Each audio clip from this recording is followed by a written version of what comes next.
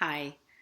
Today I decided to do a video blog rather than my usual writing blog because what I want to share with you is something I think that is better said than read. So you're probably wondering why I'm sitting here next to this great big plant.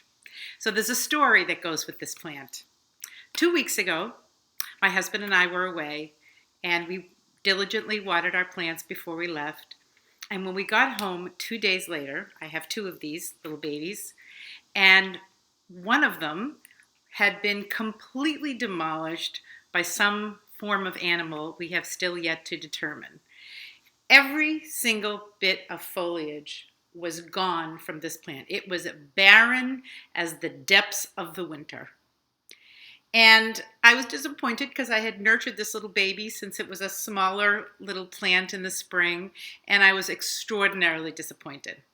So I took the plant, I put it on my deck under a bush, being too lazy to walk the 100 feet to the back of my yard to throw it away. And maybe I had some idea that maybe something would happen, even though I wasn't consciously thinking about it. So for 2 weeks, just out of sight, out of mind, sitting at the end of my deck, didn't water it, didn't put it in the sun, did absolutely nothing. Just had pretty much decided that it was a lost cause. 2 days ago, I was putting something on our barbecue and I remembered this plant that had been sitting sort of in the back of our deck. And I looked at it, and every bit of greenery and flower that you see now is what I saw at that moment. And it was stunning to me that a plant that I had completely neglected for 2 weeks in the biggest heat wave we've had over the summer, there was no water, there was no sun, there was absolutely nothing, and yet it became fully bloomed again. And I was extraordinarily excited. And at the same time, thought about it as kind of a metaphor for life. There are those moments in your life with your kids, with your spouse, with your job, with your life, where you feel you may be at the point of no return, that you have lost your energy, you have your bows are bare, so to speak. And this can happen a lot with teenagers. They can disappoint you. They can make you so angry you can't stand it.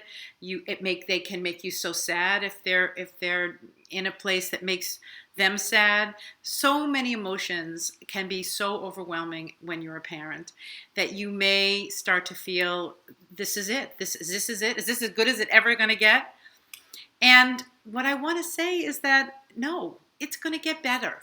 And that, like this plant that didn't get as much nurturing as it should have, somehow it knew to bloom and it knew to grow back. And there are going to be those moments with your kids where you feel like you're at your wit's end and you can't see the forest through the trees. And so I want you to remember that things come back, that things can change, that sometimes you may not be the nurturer at that moment, but you've done all the foundational work. The roots are strong. The roots were strong in this little plant right here. And the roots that you've given your kids are strong.